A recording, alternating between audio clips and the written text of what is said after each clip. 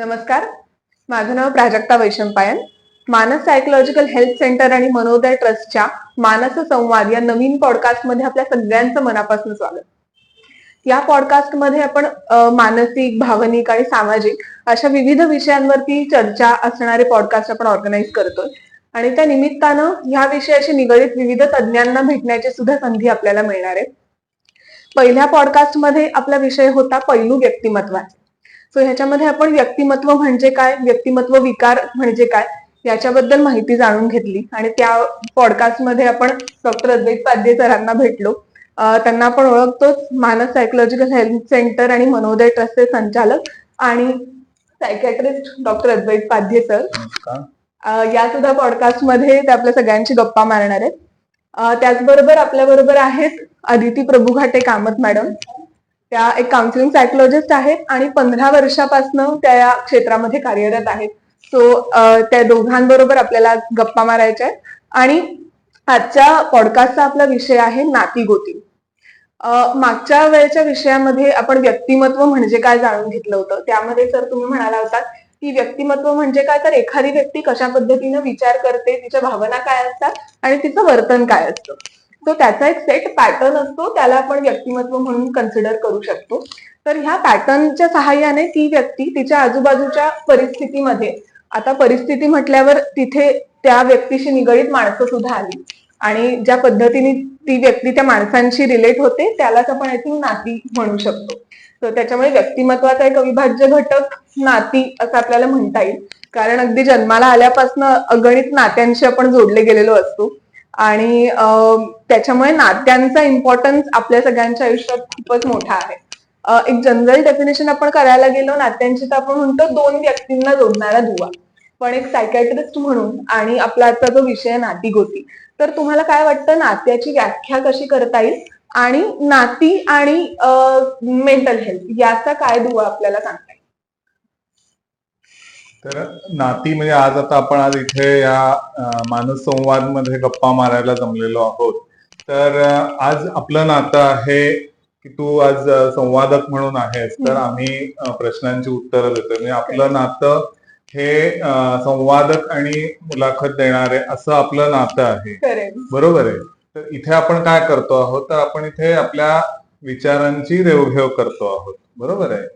तर त्याचप्रमाणे म्हणजे कुठचंही नातं असू दे, की मग ते आई मुलाचं असू दे, आई मुलगा मुलगी असू दे, वडील मुलगा मुलगी असू दे, किंवा भाऊ बहीण असू दे, किंवा आणि कोणतेही नातं असू दे, किंवा ते अगदी प्रोफेशनल नातं म्हटलं, मी अगदी मालक आणि कर्मचारी असं धरलं तरी चालेल, बॉस आणि सबऑर्डिनेट असं नातं धरलं तरी चालेल.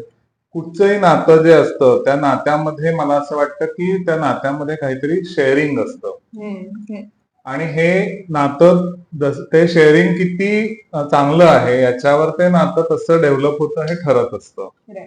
तर आता हे शेअरिंग वेगवेगळ्या प्रकारचं असतं की ते मेनली इंटेलेक्च्युअल शेअरिंग असू शकतं, म्हणजे विचारांची देवघेव असू शकते, किंवा त्याच्यामध्ये भावनांची देवघेव असते. कारण नात्यांमध्ये भावनाही आल्याच पाहिजेत किंवा असतातच. त्यामुळे विचारांची देवघेव, भावनांची देवघेव आणि व्यावहारिक देवघेव अशा जनरली या सगळ्या शेअरिंग किंवा हे सगळ्या देवघेवी या कुठच्याही नात्यामध्ये साधारणपणे असतात. आणखी त्याही पुढे जाऊन मग पती पत्नीचं किंवा असं जे नातं असतं त्याच्यात ऍडिशनल एक देवघेव होते, ती म्हणजे लैंगिक देवघेव. तर जेव्हा असे 4 शेअरिंग साधारणपणे कुठच्याही 3 शेअरिंग कॉमनली सगळ्या नात्यांमध्ये असतात आणि पती पत्नीच्या किंवा अशा नात्यामध्ये लैंगिक देवघेव किंवा सेक्शुअल शेअरिंग हे भाग असतं.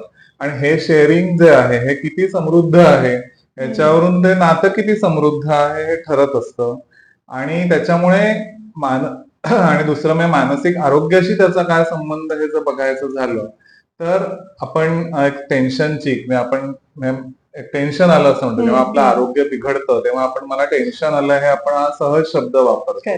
तर या टेन्शनची जर सहज व्याख्या जर करायची झाली तर त्या टेन्शनची सहज केलेली व्याख्या अशी असते की टेन्शन हे आपल्या मनात असतं, शरीरावर दिसतं, कामातून कळतं आणि नात्यातून बोलतं.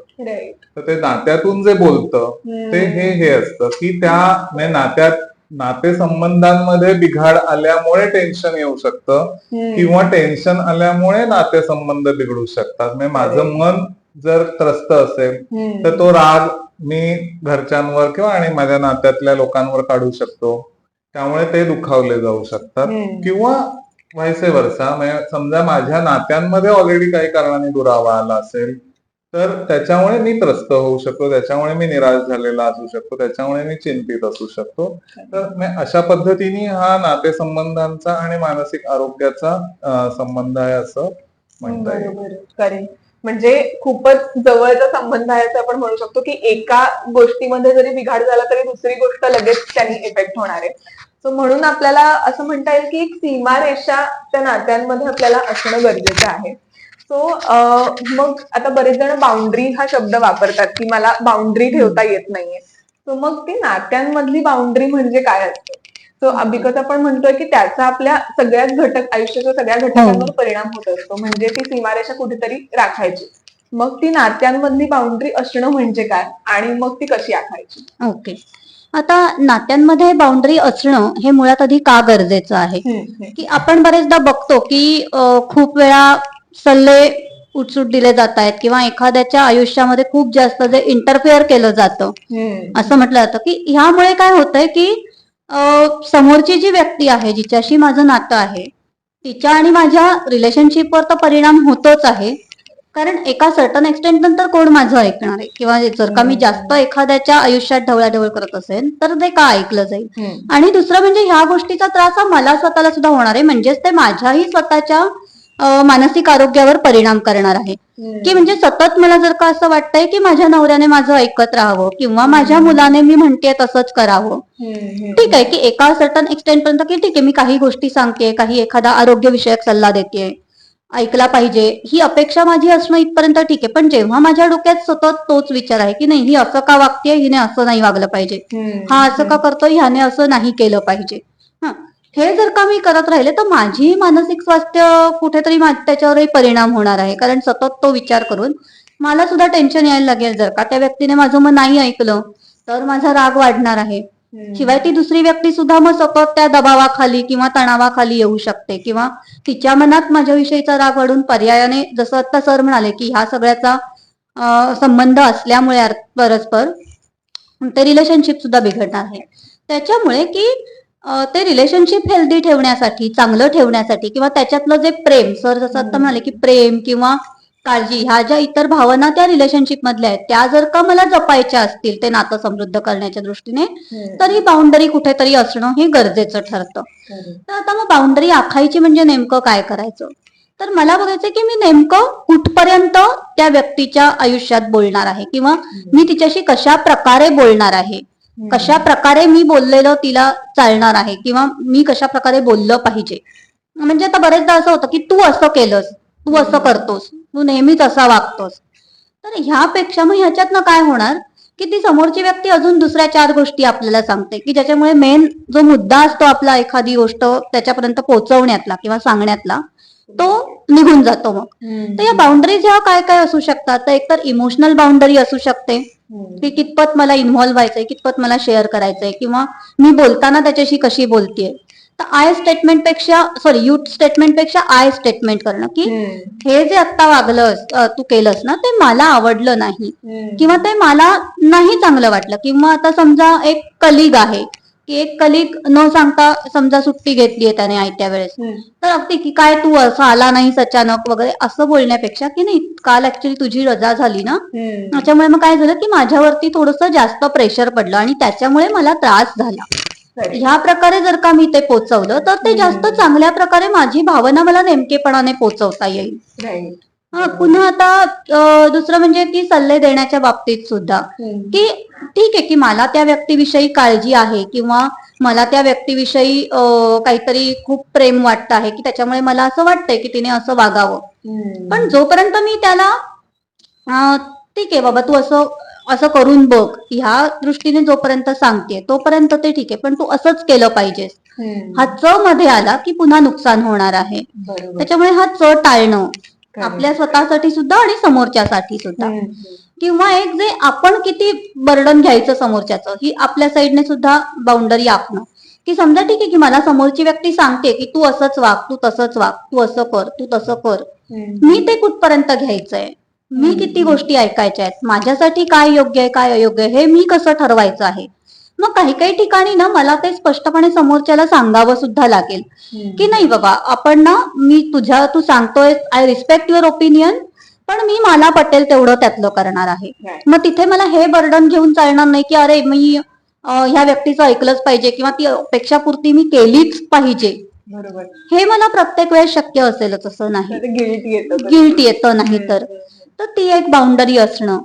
दुसरं म्हणजे फिजिकल बाउंडरी झाली की आता फिजिकली क्लोज होणं एकमेकांशी, किंवा त्या बाबतीत सुद्धा की काय गोष्टी मला चालतायत. कारण बरेचदा असं होतं ना की स्पेशली जेव्हा रोमॅन्टिक रिलेशनशिपचा मुद्दा येतो तेव्हा कधी कधी हे होतं फिजिकल किंवा सेक्शुअल बाउंडरीजच्या बाबतीमध्ये की ओके, समोरच्या व्यक्तीला काहीतरी हवं आहे फिजिकली किंवा सेक्शुअली म्हणतो आहे तो, आणि माझं त्याच्यावर प्रेम आहे, पण मी जर का त्याला नाही म्हटलं तर कदाचित तो माझ्या आयुष्यातून निघून जाईल किंवा ती माझ्या आयुष्यातून निघून जाईल.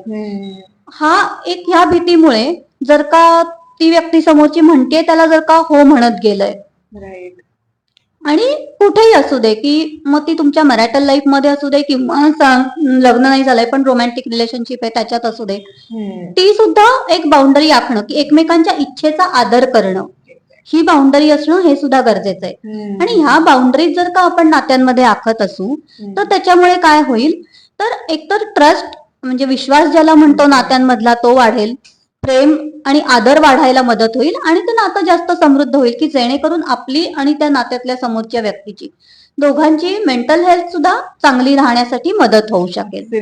Thank you so much.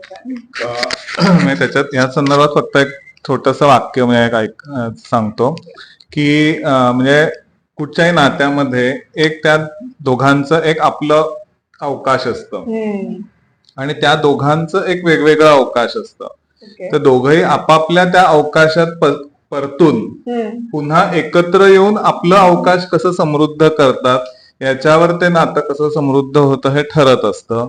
त्यामुळे आपापल्या नात्यात आपापल्या विश्वात किंवा आपापल्या अवकाशात परतून शिवाय पुन्हा येऊन ते आपलं एकत्र अवकाश, दोघांचं एकत्र अवकाश त्या नात्यातलं कुठचंही नातं असू दे ते कसं ते करतात. म्हणजे जसं आता अदितीने सांगितलं तशा त्या बाउंड्रीज मग त्याच्यासाठी त्या आवश्यक आहेत की आपलं एकत्र अवकाश आणि माझं आणि तुझं वेगवेगळं अवकाश, हे ह्या ज्या सीमारेषा आहेत ह्या त्याच्यासाठी आखणं गरजेचं आहे की ते एकत्र अवकाश हे समृद्ध व्हायला पाहिजे, पण माझं अवकाश आणि माझ्या जोडीदाराचं किंवा आणि कोणाचं अवकाश, मित्राचं असेल किंवा मुलाचं असेल, तर ते अवकाश तेही जपलं गेलं पाहिजे. आणि मग त्यासाठी मी जसं आता ती म्हणाली की त्या फिजिकल आणि इमोशनल बाउंड्रीज ज्या आहेत त्या राखल्या पाहिजे.